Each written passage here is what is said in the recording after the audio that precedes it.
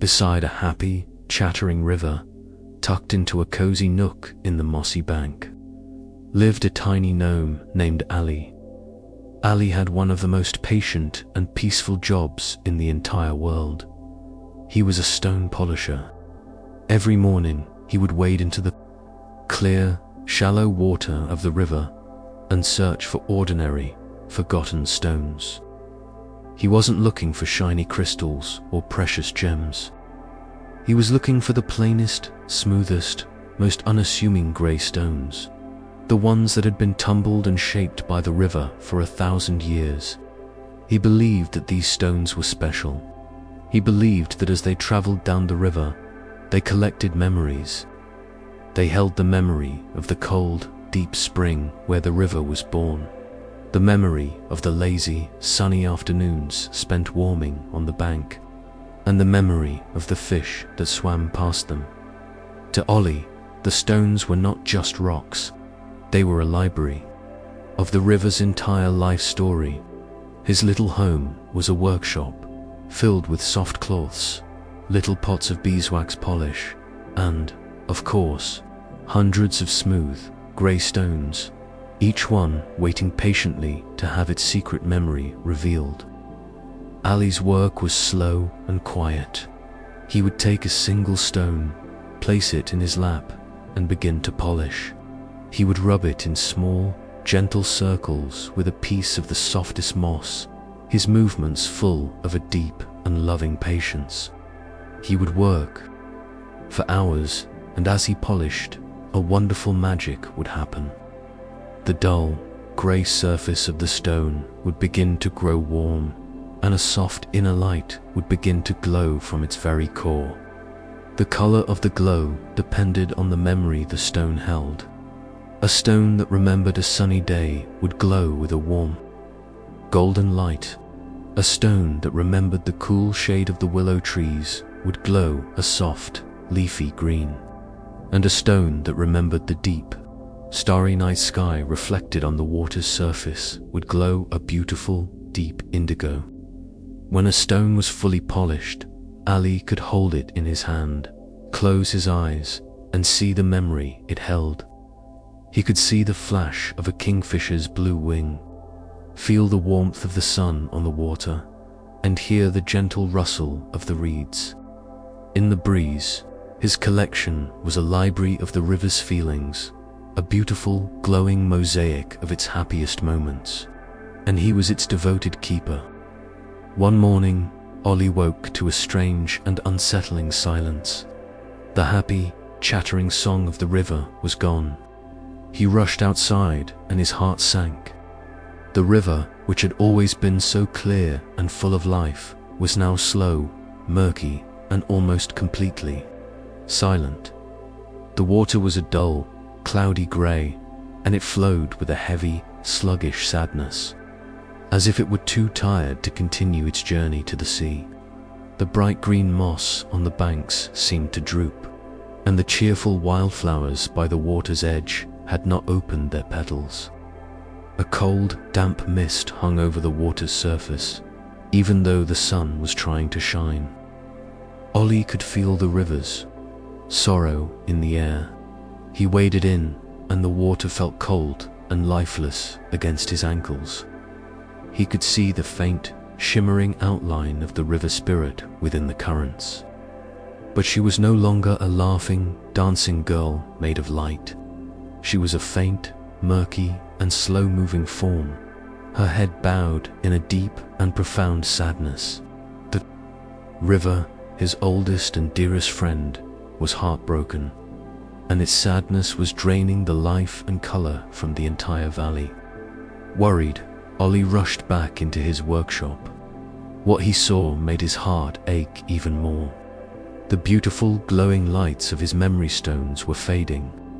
The warm, golden stone that held the memory of a sunny afternoon was now just a pale, sickly yellow. The deep indigo stone that remembered the starry night was now a dull, washed-out purple.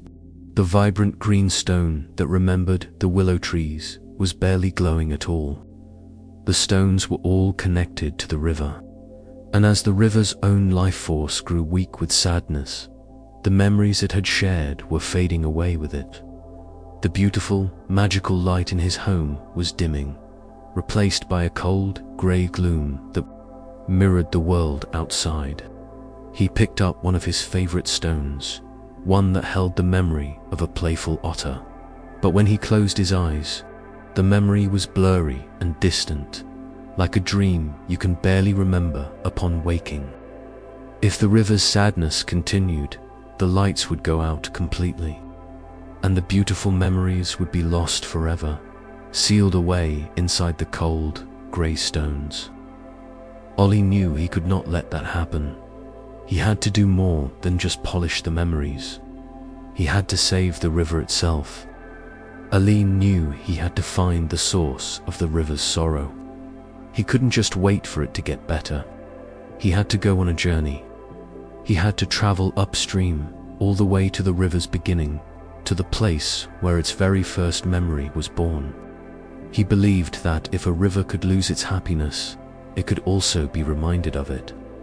His plan was a simple one, born from a deep and loving faith in his craft. He believed that if he could find the river's very first and most important memory, and if he could polish it until it shone with all the joy of its birth, then perhaps that powerful, happy memory could reawaken the river's heart and remind it how to sing again. It was a long and difficult journey, especially for such a tiny gnome. The path upstream was rocky, and he would have to travel far from his cozy, familiar home. But the thought of his beautiful stones growing cold and dark, and the thought of his beloved river remaining silent and sad, gave him a strength he didn't know he had. He packed a small bag with his softest polishing cloths and a flask of dandelion tea, put on his sturdy little boots, and with a final determined look at his fading library of memories, he set off on his quest. The journey upstream was a slow and somber one. Olly walked along the riverbank, the path overgrown and damp from the clinging mist. The world felt muffled and sad. The usual chorus of forest creatures was gone, replaced by a heavy silence that was broken only by the squelch of his own small boots in the mud. He passed by places that he knew from the memories in his stones. He passed the tall, flat rock where the otters used to slide into the water, but no otters were there now. He passed the deep, slow pool where the big trout used to sleep in the shade, but the water was too murky to see anything. It was like walking through a world of ghosts, a place where all the happy memories had been, but were no more. With every step, he felt the river's sadness more deeply. He could feel it in the cold, damp air, and in the tired, heavy way the water flowed. He kept his hand on the outside of his satchel, as if to reassure his polishing cloths that they would soon have a very important job to do. He did not let the sadness of the world deter him. Instead, it fueled his determination. The more sadness he saw, the more he knew that his quest was the most important journey of his life. He had to bring the laughter back to the water. After walking for a very long time, the landscape began to change. The trees thinned out, and the riverbank became marshy, lined with tall, slender reeds that stood perfectly still in the heavy, silent air. This was the Marsh of Whispers, the last landmark before the river's source. As Olly entered the marsh, he felt a faint, sad sigh on the wind. It was the reeds. They were whispering to him, their voices as dry and as soft as rustling paper. They told him that they too missed the river's song.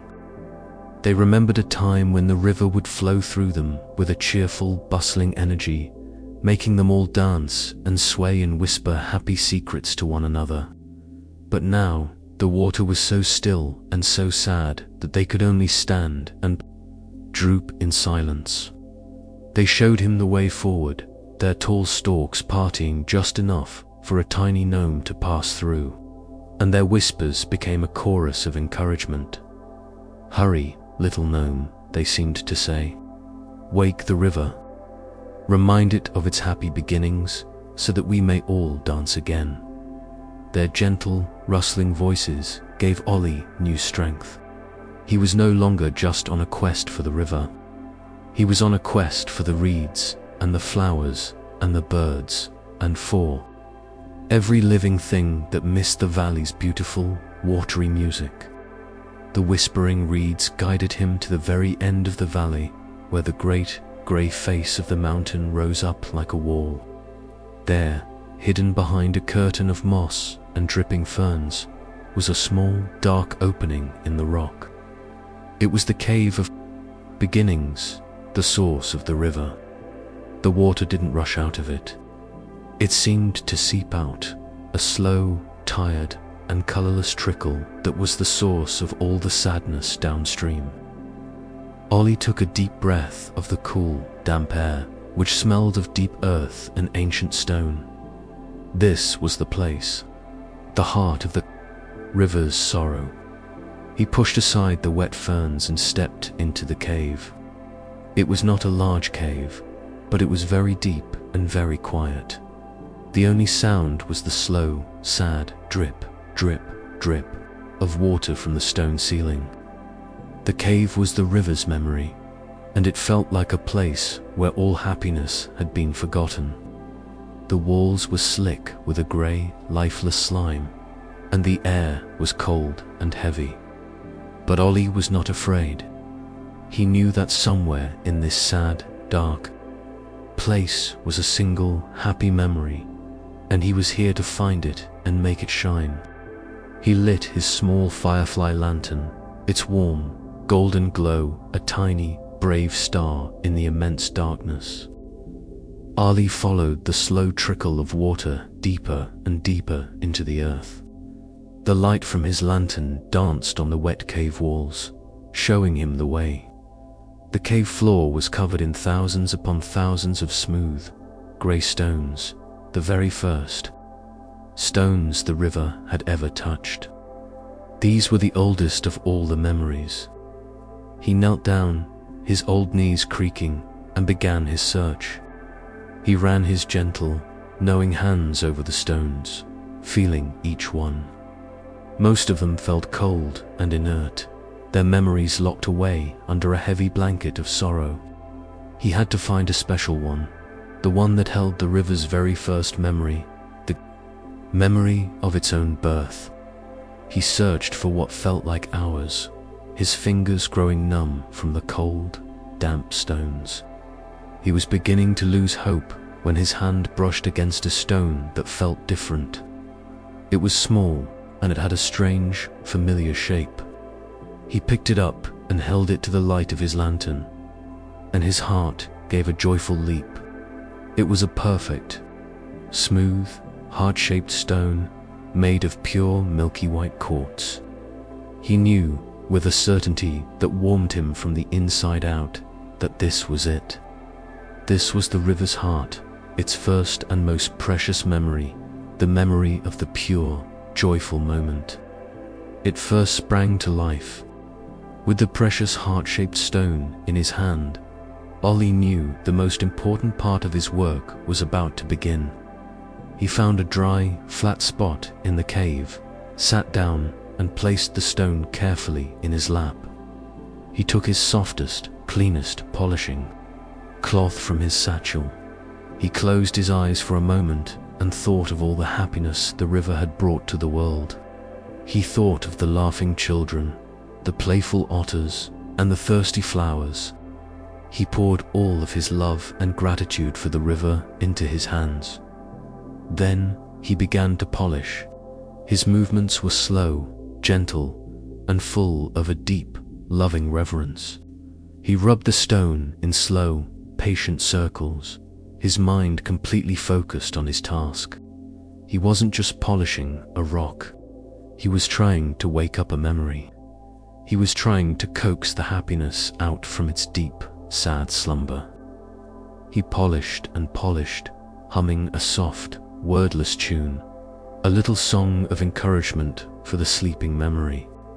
The only sounds in the cave were the soft whisper of the cloth against the stone and the gentle, hopeful humming of the tiny, determined gnome.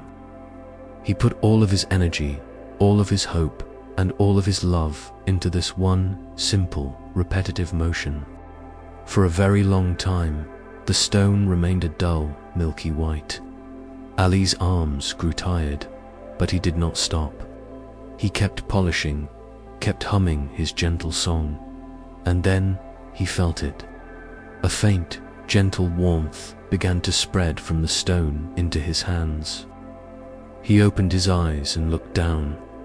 A tiny, soft, inner light was beginning to glow from the very center of the heart-shaped stone. It was a pure, clean, and beautiful white light, like the light of the morning's first star. Encouraged, Olly began to polish with renewed vigor. With every gentle rub, the light grew a little stronger, the warmth a little more intense. The glow expanded outwards from the center, filling the entire stone until the little quartz heart was no longer a rock, but a beacon of pure, brilliant, white light. The light was so bright and so happy that it pushed back the deep, oppressive darkness of the cave, illuminating the entire chamber with a beautiful, hopeful glow. The sad, cold slime on the walls seemed to recede from the light, and the air itself grew a little warmer. The river's first happiest memory was awake. Olly stood up, his old legs feeling strong again, and carried the glowing heart of the river back to the place where the water first trickled from the rock.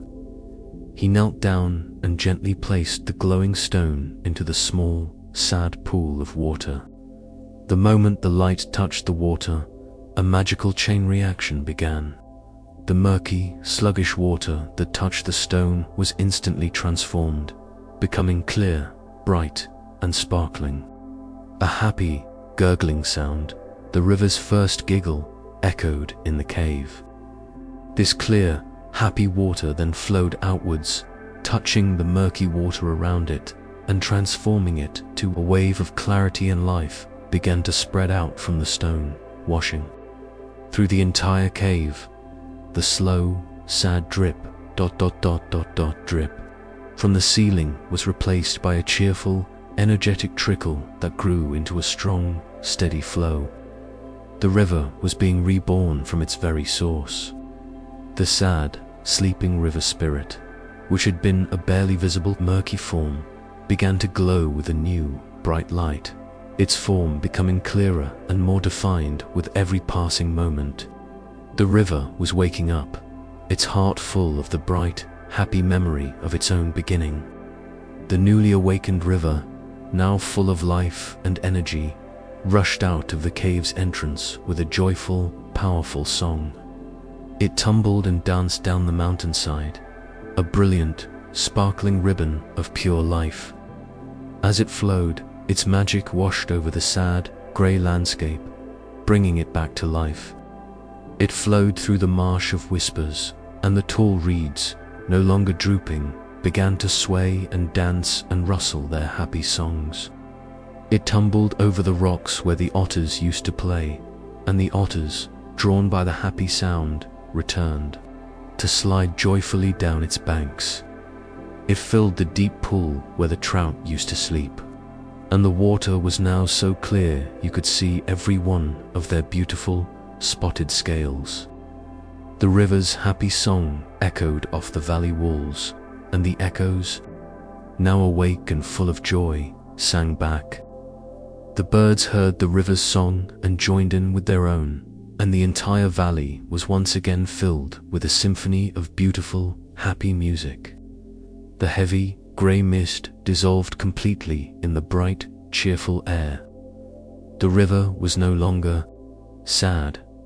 It was reborn, happier and more full of life than ever before. Back in the cave, Olly smiled, his heart overflowing with a quiet, deep joy. His work was done. He watched as the glowing, heart-shaped stone, its job complete, slowly let its brilliant light fade, the powerful memory now a permanent part of the flowing water. It became a simple, beautiful, milky white stone once more, its magic now given freely to the river it belonged to. Just as he was about to pick it up, to take it home, the river spirit appeared before him in the cave. She was no longer a sad, murky form, but a beautiful, laughing, vibrant girl made of pure, sparkling, flowing water. She did not speak in words, but she flowed around him in a gentle, grateful dance, and a feeling of immense and profound thanks washed over the little gnome. She then guided his eyes to the floor. All around him, the thousands of other ordinary, grey river stones were beginning to glow with their own soft, gentle lights. With the river's heart awake and happy, all its other memories were returning, shining brightly once more. The cave was no longer dark, but was a beautiful, magical galaxy of 1,000 tiny, glowing memories. With a final, grateful swirl, the river spirit flowed out of the cave to rejoin her happy waters. Olly carefully picked up the smooth, white, heart-shaped stone. It no longer glowed, but it felt warm and full of a deep, peaceful energy. He placed it carefully in his satchel. It was a treasure he would keep on his highest shelf. His journey back down the valley was a joyful one. The world was full of color, life, and music once more. The birds sang to him as he passed, and the reeds whispered their thanks. When he finally arrived back at his cozy nook, he looked at his shelves, and his heart sang. All of his memory stones were glowing with a brilliant, steady light, even brighter than before.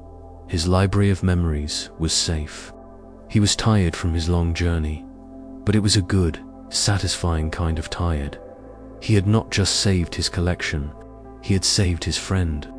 He sat down in his favorite little chair, took out the white heart-shaped stone, and held it in his lap, a peaceful smile on his kind, wrinkled face. And so, the little gnome and the happy river filled the valley with their beautiful, quiet music. Now, it is your turn to find the peaceful memories in your own heart. Close your eyes, think of a happy, sunny day, and drift off into a wonderful sleep.